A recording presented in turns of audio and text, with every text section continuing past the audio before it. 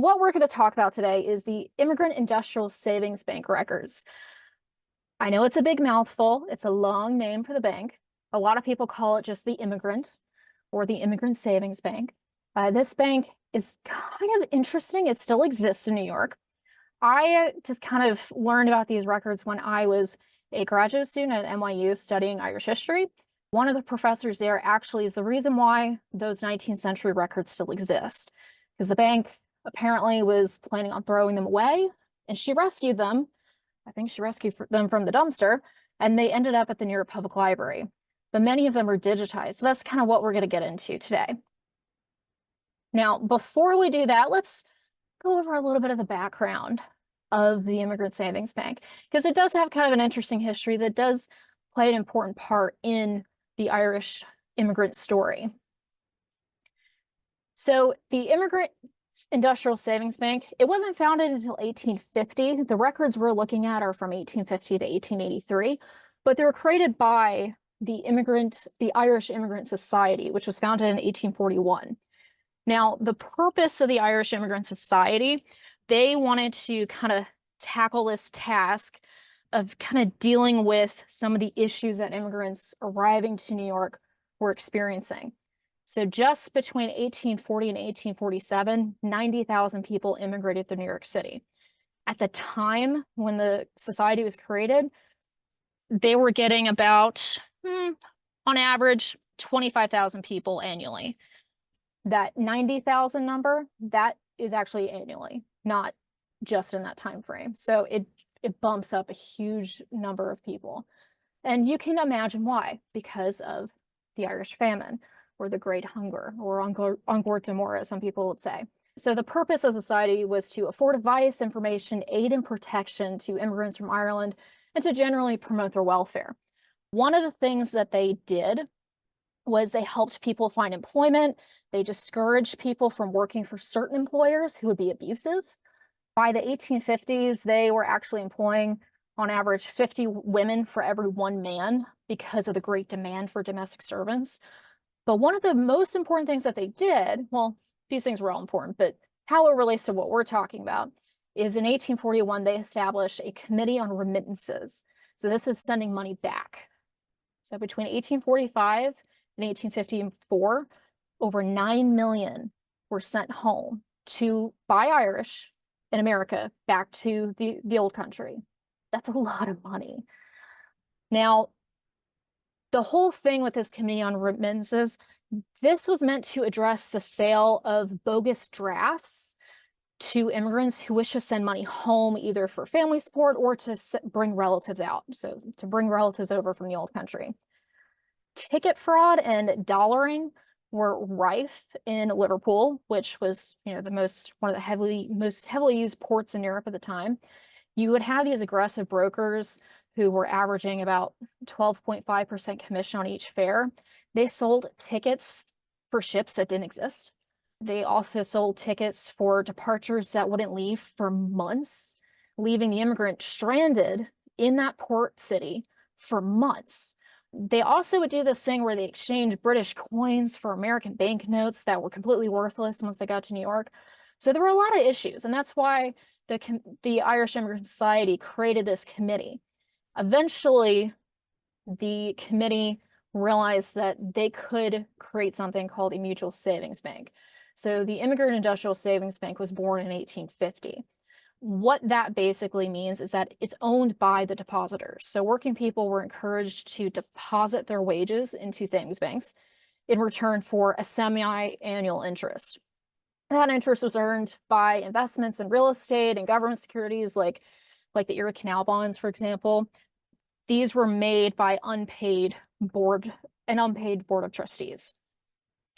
So the theory was that such savings banks would ease poverty as well as reduce demands on public assistance such as poor relief. Now, the primary users of the bank, they're going to be majority Irish, but there were people who were not Irish, which I'll show you an example right at the end. But you're also going to have a lot of women.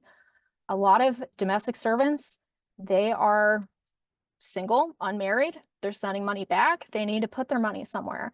And they were using the Immigrant Savings Bank to do that. So this lithograph drawing is from the, I believe, 1860s. And this is showing people depositing money into the Immigrant Savings Bank. It actually says at the bottom, Irish depositors of the Immigrant Savings Bank withdrawing money to send to their suffering relatives in the old country. Look at this picture. Most of these people, I mean, to me, most of these people are women. So it's one of the reasons why I find this bank particularly interesting, because it does give you some information about women that can be hard to find. So let's talk a little bit about that. So why are these records useful?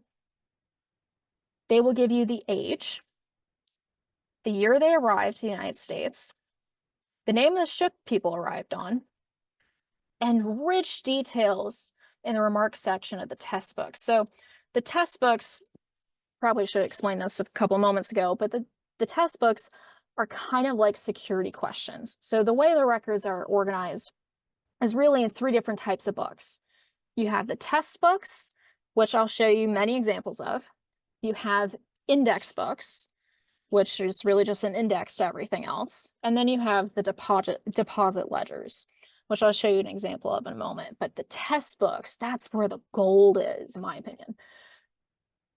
So how do we access this information? How do we find these records? So there are three main points of access.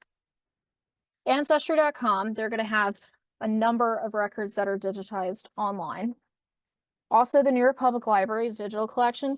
We're not going to go into a whole lot of detail about NYPL just because they don't have all the account numbers online. They have mostly bonds and mortgage securities. Now, the last one at the very bottom is the Irish Immigrants of the Emigrant Industrial Savings Bank by Kevin Rich. So this is a 5-volume set. It's basically a super index. I love it. It's great because the records themselves can be really hard to read, but he does a lot of cross-referencing of information, and it makes it easier to kind of piece together familial relations. So I'll show you kind of an example of that in just a moment. So let's first talk about Ancestry. So to find this collection on Ancestry, what you'll want to do is click search, and then I would just put in the keywords immigrant savings. It's the only one that comes up. Now, to show an example of one particular person, I searched for a woman named Mary Murphy. Now, I wanted a Mary Murphy who would be in New York, possibly depositing money around 1858. Now, the reason why I have record type down here circled is that if you click on this, you can actually filter to results showing either just the test books, just the index books, or just the deposit ledgers, whichever you prefer. Now, when you find someone where you're like, yeah, I think this could possibly be my person, always make a note of the account number because you can search by account number as well. So Mary Murphy, let's take a look at this first one. So she has a transaction date of January 2nd, 1858. This is her account number, 16009. And we're looking at a test book. So when you click on view record, it brings you to this lovely page, which is just, the index page. You can either click on the image, look at the original, which we'll do in just a moment, or view other records associated with this account number. That's how you can find some other things, because sometimes account numbers will be referenced in other people's accounts. So say she gets married, they sometimes will put for the account of her husband, in the remarks, see account number 16009, and it will reference back to her. So always make a note of the account number. So let's take a look at what this image actually looks like. So here we have Mary Murphy. Now, as you can tell, this is a little rough. It's very tiny, right? So we're going to zoom in. Well, actually, I transcribed it. A transcription is a little bit easier. So on the test book, the date of her transaction, the date she created her account, January 2nd, 1858. Here's her account number, her name, her occupation. She's living at 141 Worth Street, which is not far from where the bank was. The bank was located on Chambers Street, just across from City Hall. And in that remarks column, it says native of Landahalen, which I might be mispronouncing, County Kerry. She arrived in 1850 on the ship Princeton from Cork. Her father is dead. His name was Darby. Mother is still in Ireland. Her name is Margaret Lynch. So it gives the mother's maiden name, which is gold. Love that. She's married to a man named John Murphy, and she doesn't have children. So if I was somebody who was wanting to research a little bit more, what I would do is see first, did she get married here or in the old country? If she got married here, we can figure out her maiden name. We can then do a little research into where she was from. So this place, Glendahalan in County Kerry, it's pretty remote, but there might be some Catholic records. That's assuming she's Catholic, but it's a place to start. So you can get a lot of juicy breadcrumbs just from that. Let's take a look at her deposit. So this is what the deposit ledgers look like. So you have the account number up here, the name, and then their deposits, how much money they're putting in. So just to zoom in on that, $42.43. It's not a huge amount of money. It's not a small amount of money in 1858, because it looks like most of these transactions are from that year. Now, the next example I want to show you is just truly an example of how colorful the notations in the test books can get. So let's zoom in on this and take a closer look. So we have a woman named Bridget Harrington. She is married to a guy named John J. Harrington, who was a liquor dealer. He was from Staten Island, and he was 22. Now, if you look at this up here, this note, and it says the date that this was amended, so this is 1860. This note says, don't pay John unless Bridget is present. What's going on there? One can only guess, but that kind of stuff, it just adds color to that story. Now on the next page, kind of continuing on with Bridget, they are living at 85 Clark Street. It says where she's a native of, so that looks like Ballyhannon from County Mayo. I'd have to look at that more closely. She's from County Mayo. She arrived in 1848 on the Superior. She married to a man named John Hannon. She has one child named Sarah Cox by a former husband. So we know that she was previously married. We know that she had a child with her previous husband. We know what ship she arrived on. Considering how many people are traveling alone during that famine generation and then the generations after, this is the type of stuff that you can't really put a price on, in my opinion, because it can be hard to determine, okay, is this my John Murphy or my Bridget Harrington, when they're traveling alone and you don't know, you can't use other names to verify that this is the right person. But a record like this can help you do that. One of the other things I like to use these records for is finding where people are living between census years. So if you're having a hard time figuring out where your ancestor moved to between census years, the address listed in the test book can help you. Also, if you're seeing many people with the same name or similar names, similar ages, using the address in the test book can help narrow down those possibilities. So the example I want to show you is for a lady named Bridget Nevin. In 1876, Bridget is living at 67 Mott Street. We see that she's born in 1833 in County Sligo. She arrived in 1850. The ship she arrived on was the Constitution. She was married to a man named John, and her maiden name was Finnegan. So we can see where she's living in 1874. Now, so this is Mott Street. Oh, and then we have 47 Mott. So this is a brick multi-story tenement. Looks like there would have been some privies in the back. So it can kind of give you an idea of, what the neighborhood looked like. You also had a school down the block. There was a Catholic church, probably the church they attended, maybe, maybe not, but you never know. But there's definitely a school close by for their kids. Now, 1880, I was able to find the whole family on the census. So I am going to zoom in, but here we have 47 Mott Street. So they're just living in one apartment in the street, in this building. So we have John and Bridget, James, Michael, Marianne, and another John. So John Jr. And we see all of the occupations everybody had. Now, the next thing I want to bring up are the Irish immigrants of the Immigrant Industrial Savings Bank.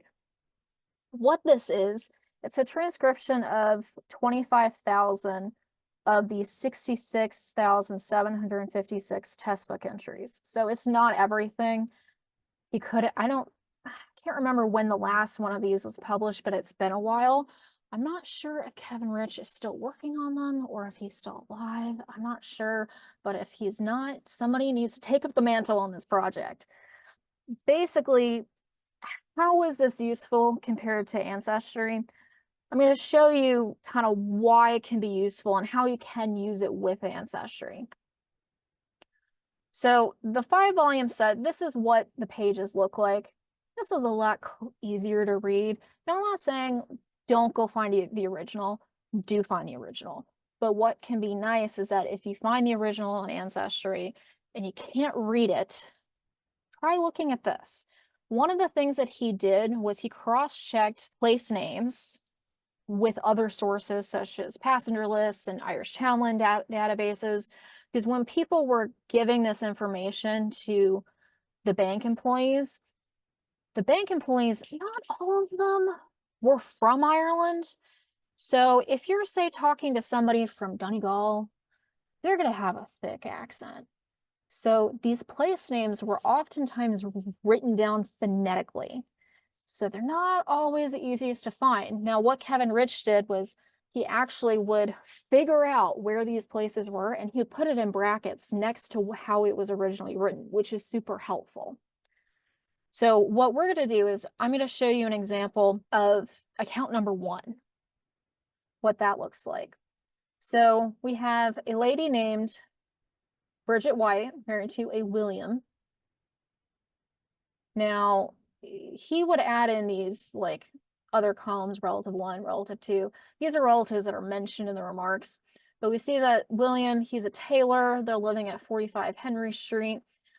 Nativity, Queens County, which is no longer Queens County, not Queens, New York. This was the ship that Bridget arrived on, the Fairfield. So this is July of 1821. So it says that she's a native of Ferrymount, which is 6 miles from Mount Mellick. She arrived July 1844. She left from Liverpool, so that can also help you find her passenger list. Her father is still in Ireland. His name is John Henry. Her mother is not alive anymore. Her name is Bridget Fahey. She had 4 brothers, Patrick, John, and James. They're in the US. She had another brother named Martin who was still in Ireland. 3 sisters, Ellen, Honora, and it's not clear looking at the original what the 3rd sister's name is. But all these names together can help you find more records because you have more to go off of other than simply my ancestor's name was Bridget and she was from Ireland. This just gives you a little more. What I wanted to do was I wanted to find more information about Bridget after she arrived. And one of the things I did was I took a look at some maps. So we're going to come back to this in just a moment, but I wanted to map out where everything was for them. So here we have in red, this is where they were living on Henry Street. Green up here, this is where the bank was. That's not far. You can totally walk that. Now this blue, this is a Catholic church called Transconfiguration. And I believe I found a marriage record and some baptismal records for some of the kids. So what I wanted to do is I went to Find My Past. I looked at the Roman Catholic parish marriages. I searched for William White, first name Bridget. Now I found some other things on Ancestry that confirm this. There are going to be dozens of William Whites, but I did find the right people. Now Find My Past, you can get into Find My Past for free at the library. But so this is the one where I think this is the right people. So we have the parish, date of their marriage, William White, and then we have Bridget. Now this has got to be a misspelling in the index. Unfortunately, Find My Past, you used to be able to see the original Catholic parish registers on Find My Past, but not anymore. We can only see this index, but you could go request it to go take a look at the original.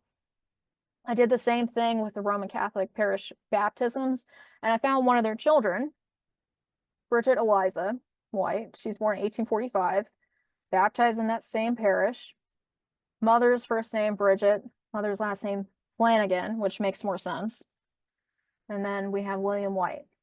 So if we go to the census, so this is the New York census for 1855, we see William White. He's a tailor, which it did say that in the Immigrant Savings Bank records that he was a tailor. So she's a tailoress, so she's working with him. And then we have a daughter named Eliza, who's born 1845. So this appears to me to be the right family. So this is just kind of one example of how you can use those records to then find more when you're dealing with people in a city that is huge, especially for people with a really common name like White, for example. The last thing I want to show you guys, I know this is kind of a quick presentation, but I wanted to leave enough time for questions and maybe do some live searches. But the last thing I want to point out is that there are people in the Immigrant Savings Bank records who are not Irish, most of which are Irish, but you do have people from Germany, as you can see. You do have some people from Russia. I've seen some people who are Eastern European Jewish, even though they had their own, mutual savings organizations to work with. But you still had a number of people from all kinds of places using this bank. So the records, they're really good and they're really juicy. I really enjoy using them. It's a matter of, are you lucky enough to have someone in there? Because a lot of those records, they didn't survive after 1883, which is kind of frustrating. But for 1850 to 1883, it's worth looking at. Even if your people didn't live in the city of New York, if they lived in the tri-state area, it's worth looking in just to be sure. So with that, I'm going to answer some questions. I see we have a few in the chat. Okay, so the first question, are there only Irish immigrants in the book, or are they all users of the bank? Great question. So not all of them are Irish. The majority of people using the bank were Irish, but you will have people from other places as well. That's a great question. Okay, so Cinder asked, was the plate map from Sanborn Maps or something else? No, that map I showed from 1857, that is from the New York Public Library. It's a little older than the Sanborn Maps. So let me see if I can get that page to load. I can share my screen. This is plate 14. Let me see, who did this one? Yeah, this predates a lot of the Sanborns for New York. Paris was a big publisher of these types of maps. But yeah, that's a good question. Oh, Kevin Rich. So the person who asked the first question about are there only Irish immigrants in those books? She was actually specifically referring to Kevin Rich's books, which I have one right here. Just because it says Irish immigrants, he doesn't exclude anybody. It's every account number. So if the person is Russian, they're going to be in there. Would anyone coming here through New York, say from Germany, would this apply to those individuals as well? Yeah, it would. There was a German benevolent society. There were dozens of them, similar to the Irish immigrant society. So they could either use the Immigrant Savings Bank or they could use other banks as well. But yeah, no, they wouldn't exclude anybody just because they're from another country. And you did have some Americans and Irish Americans among other nationalities also using the bank. Our friend named Anne said that she's reading Plentiful Country by Tyler Ambinder. So your presentation is very helpful for my plans to follow on exploring the Immigrant Savings Bank. I highly recommend reading anything by Tyler Ambinder. He is great. Somebody asked, wasn't there a branch in Boston? Maybe it might be a different Irish society. That's the thing. So I'm from New Orleans, and we had the Hibernia Bank. That bank doesn't really exist anymore. It was founded in the same time frame, same type of premise. Hibernia went out, Capital One bought most of Hibernia, but you're going to see a lot of banks like it, across the country. A lot of these banks, these mutual savings banks, they kind of fizzled out over time. The Immigrant Industrial Savings Bank in New York, they're the ones that have lasted a really long time. I think Hibernia, New Orleans, there might be like one branch left, maybe one. But yeah, there probably is a branch of another organization just like it in Boston. So yeah, that's an excellent question. Do Kevin Rich's books have a name index? We saw the account number. Yep, there is an index in the back for account name, account number. So you can either look at it like from the front using the account number, or if you flip to the back, you can search by name. Okay, so somebody was asking, where did I get the map of New York City I showed everybody? I used to work at the New York Public Library for their maps division, so I'm very familiar with their digitized maps. So if you do a Google search, New York Public Library digital maps, you'll find their collection of digital maps online. If people moved on through New York, they probably didn't open an account here. It depends. So if someone stayed for a little bit before moving on, they might have opened an account. But if they moved on, probably not. But it's worth just checking. It's all about the reasonably exhaustive research. So, I mean, if they stayed for like a couple years, even if it's just 2, just look and see. You never know what you're going to find unless you look. So I noticed that in the chat, my colleague Sarah, she put that the Polish Genealogical Society has a Polish Chicago Immigrant Savings Bank. So there are other groups that did these types of things. It's a matter of finding the records. Not all of them are going to survive, but they did exist for other groups as well. So sometimes it's a matter of just kind of hunting for them. Sometimes it's a matter of contacting, like to hunt for them, you might have to contact universities, local libraries. I mean, how the Immigrant Savings Bank records for New York, how they survived is legitimately one professor from NYU heard through the grapevine that they were the bank was going to throw away all their 19th century textbooks. And she's like, oh, absolutely not. And she rescued them. And that's how they ended up at the New York Public Library. The reason why I didn't dig into what the New York Public Library has digitized for the bank records is because they don't really have a whole lot of account numbers digitized. They're kind of hard to flip through. They're easier to flip through on Ancestry. And they mostly have stuff online relating to like how the bank was run, and also things relating to bonds and like mortgage securities, which, the more people put money into the bank would then use that money to give, grant mortgages to people, which is kind of cool. And it's how those banks would work, but less stuff for people like us. Can you do a webinar on Irish immigration through New Orleans? It's on the list. I'll work on that. That's a good suggestion. We always like when y'all suggest like program topics, so keep doing that. I know this was a really quick presentation, but if any of you have more questions, please send us an email. Our email is genealogy@acpl.info, which I'll put that in the chat. I don't see any questions left, so I'm gonna have to say good evening, everybody, and I hope you all enjoy the rest of your evening, and thank you for joining me.